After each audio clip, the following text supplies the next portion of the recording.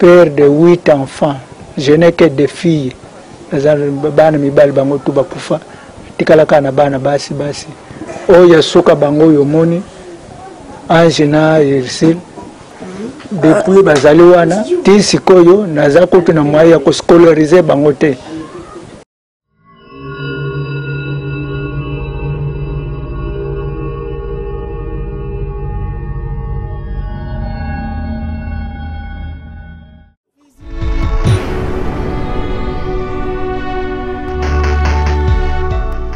Bonjour Bandeko Nanga Nyoso, mes frères, mes sœurs congolais. Tala, restez connectés, ko zapete, oyo bomoko ya mboka. Sit mi balete karamoko. One love.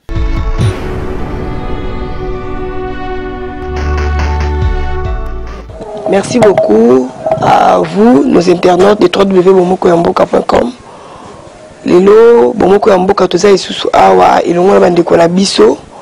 Oyo baza malade, baza na besoin ya lisungi na bino, bandeko bolandaka biso, bandeko bomesana kosunga bato, nde toyaki, babengaki biso toyaki kokutana na bango, baza mibale, bako se présenter, bandeko wana baza na problème ya misu, misu ezomona lisusu te, à part misu baza ba malade oyo tungisa bango diabète, malade ebele bango mo bakoloba.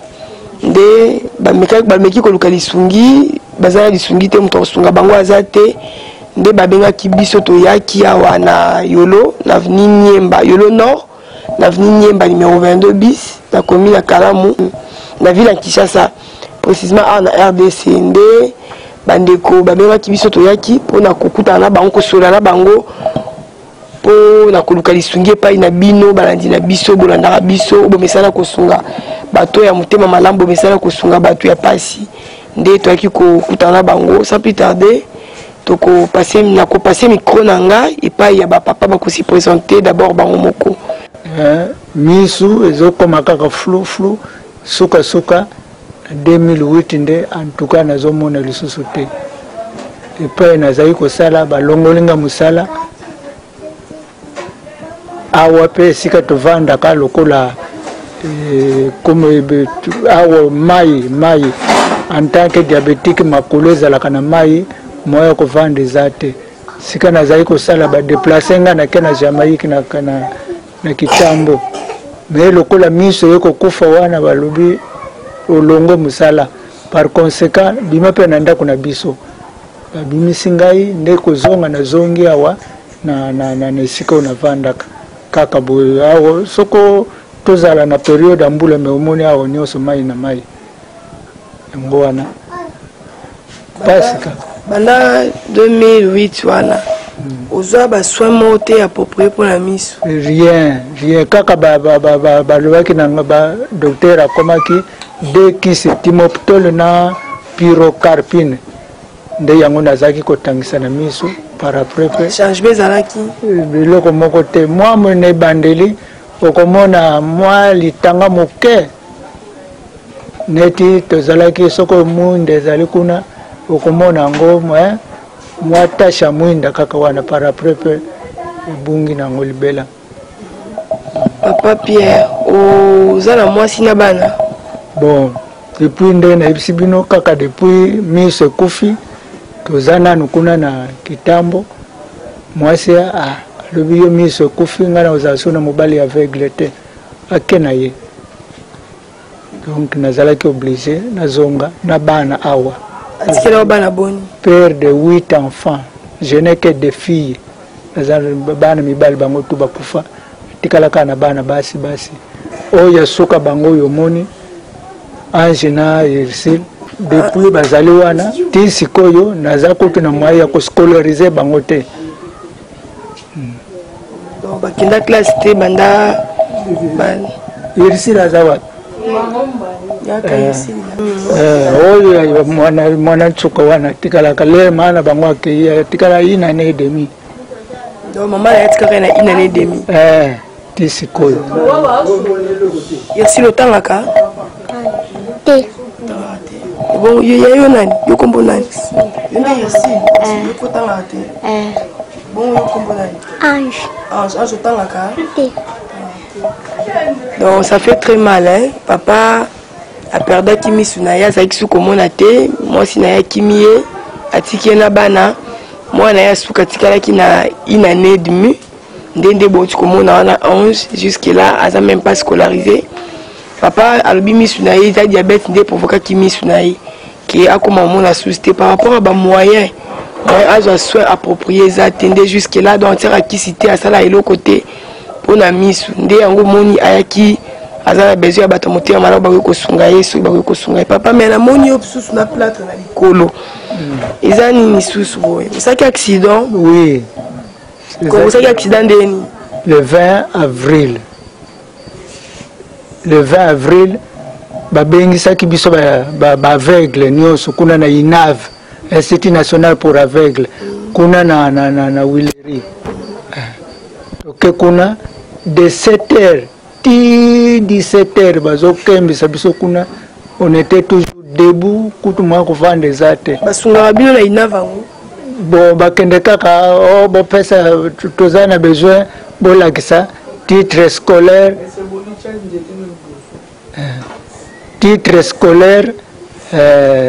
commission d'affectation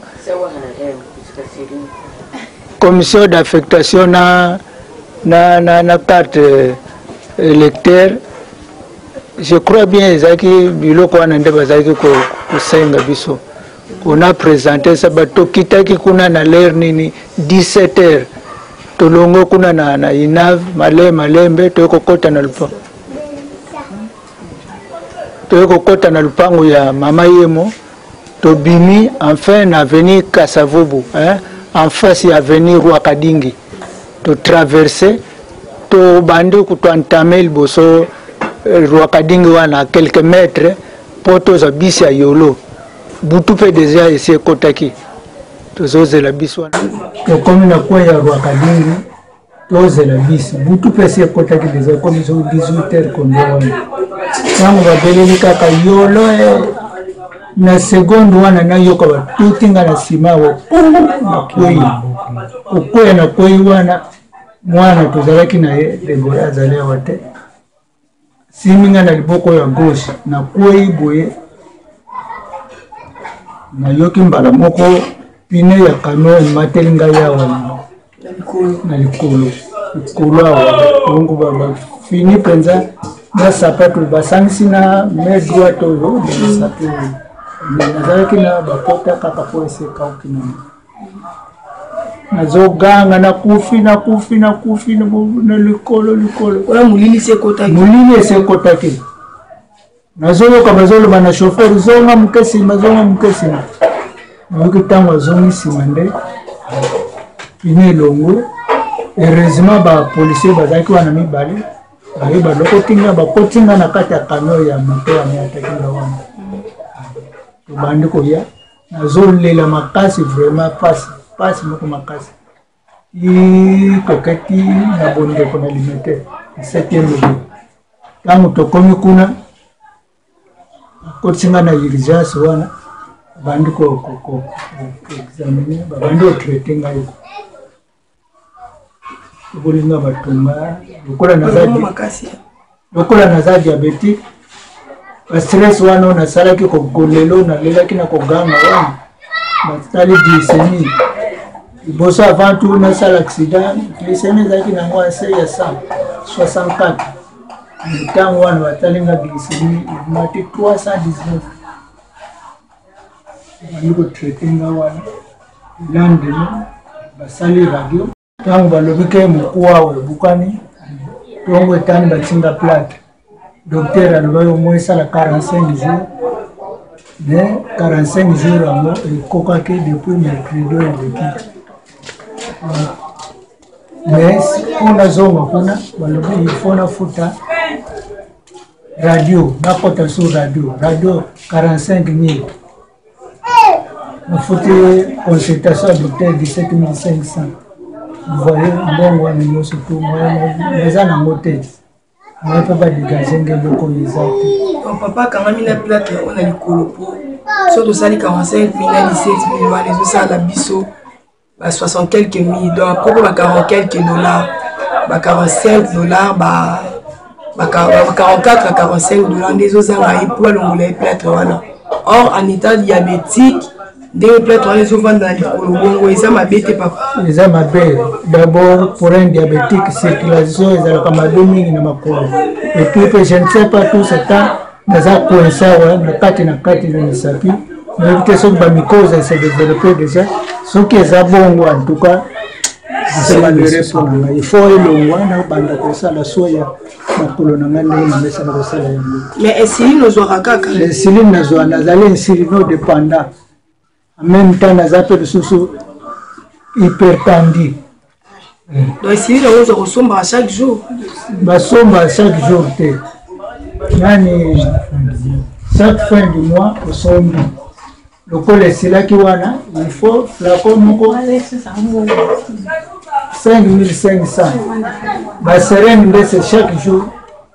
Au sombre sérène.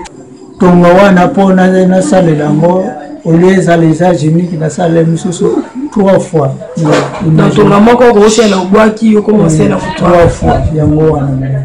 Donc nazana besoin ya aide ya bino. Ce que vous avez la possibilité de à part ça, pas les cigarettes qui collaborent. Quand vous voulez bêta, quand vous avez la canette, ce que vous avez là, vous avez kita, comme maï. Donc, nous, ce que vous avez sans oublier que pour les diabétiques, il faut maintenir le régime alimentaire. Avant tout, pour l'insuline, il faut que vous ayez les difficultés surtout donc papa a un problème d'hypertension, a hypertendu, a diabétique, a la plâtre dans le c'est un bongo. Donc maman, papa a bien coupé sa numéro de téléphone où il va te reposer la bino. Numéro de téléphone est 082 34 30 311. 082 34 30 311. Merci beaucoup. Bon, ngai misu ekofaki ngai depuis 2001. Nazalaki kosala musala ya enseignement, nazalaki enseignant ciment, nazu promotion na komi directeur. De na 2001 misu bandaki ngai kobela na ke hôpital ba consulter ngai ba monique maladie eza na misu eza glaucome. Glaucome ezali maladie oya misu. Elingi koloba musisa oyo memaka ba image na cerveau nde yango bebaki. Tango na monaki ndenge wana moyen nasala lisusu musala eza te nde nalukaki moyen na komaki na Kisasa. Depuis 2002 na sanza ya octobre. Na sanza ya janvier 2003 nde nakendaki na Saint-Joseph ba consulter ngai ba confirmer kaka eza kaka glaucome. Banda wana pe na fandi awa na Kisasa pasi. Donc natika kuna na mboka famille mwasi na bana. Tala nazosa lisusu te banda 2002 ti lelo nasala keloko te miso ekufa famille eza na pasi yango nazali koluka epa na bino bosunga ngai na pasi oyo naza nango. Tala mpe esika tovandi awa na Kisasa pasi kaka ezo continue ndako tovandi mai esila donc bamire moye te. Alors yango wana nazali kosenga na bino bosunga ngai soki moye ezali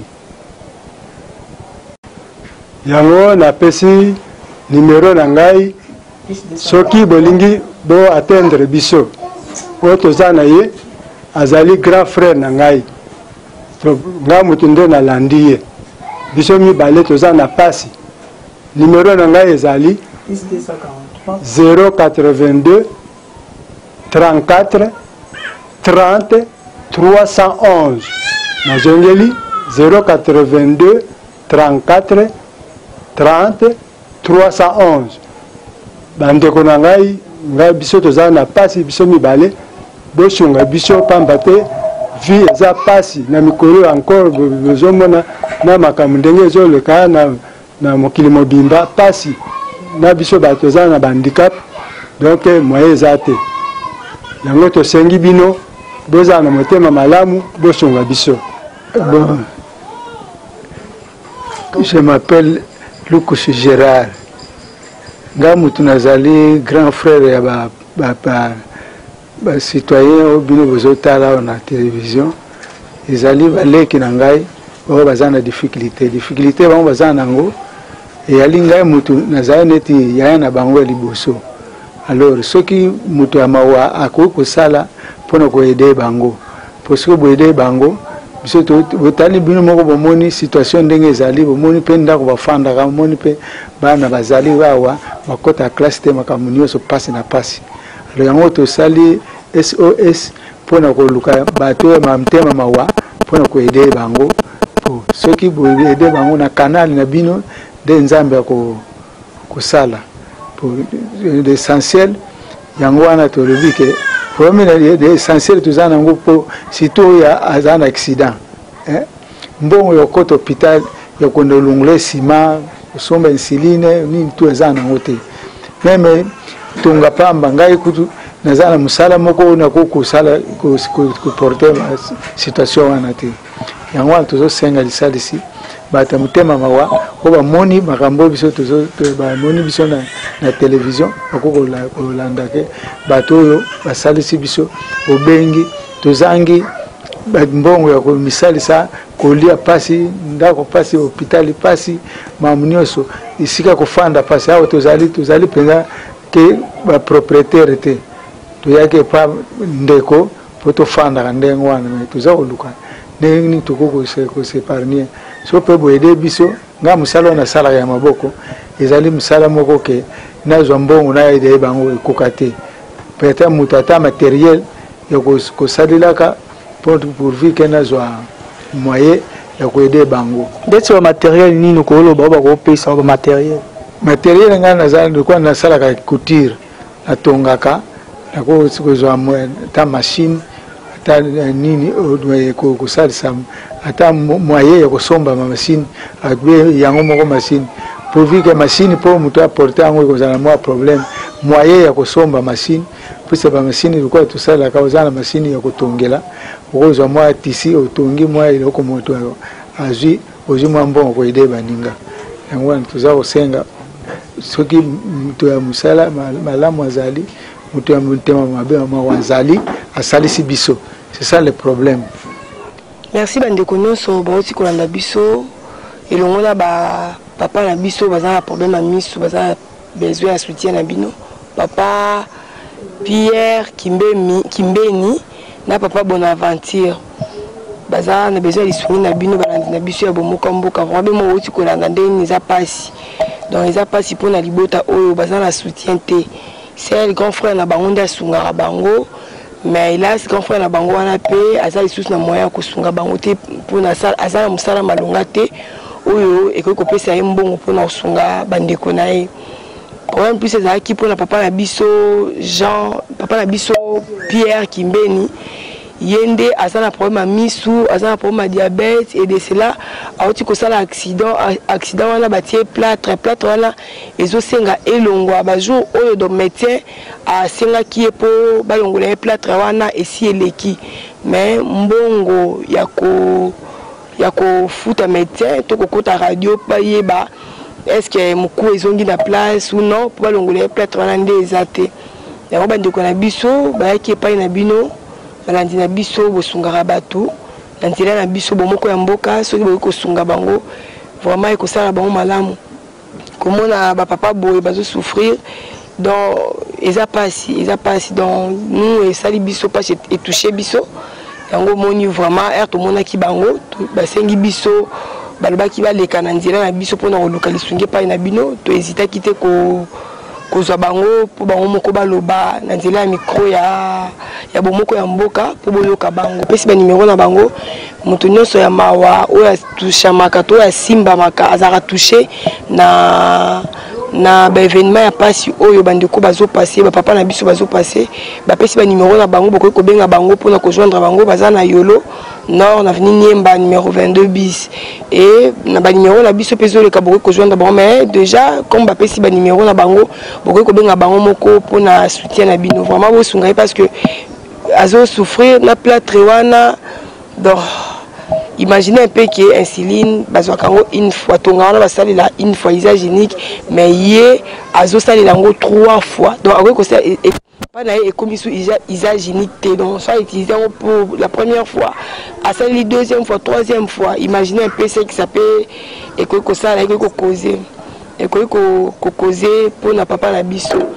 et yango to sengi na bino balandi na biso mais quand on sunga bango esika kovanda esika bavanda déjà vraiment propreté na nzela na biso bomoko ya mboka nde toyaki po to bato ya mitema malamu bamekisa kosunga bato neti bamama Miza bamama bapapa Pablo Patimule mon papa Jean Noël vraiment soki bokoki kozala touché na événement oyo motu nyonso amoni ke événement oyo touché ye abenga bango po asunga bango nde mpona lelo biso tosuki awa vraiment merci beaucoup à toi notre boss Patrick Momo, maman Pauline Momo, Eric Momo, à toute la famille Momo. Tu peux suivre Mbote, à toi ma copine Kija Luc, la France n'a pas su Mbote et mère double Sylvie Ma la Bossagnoté. Bye bye, à la prochaine.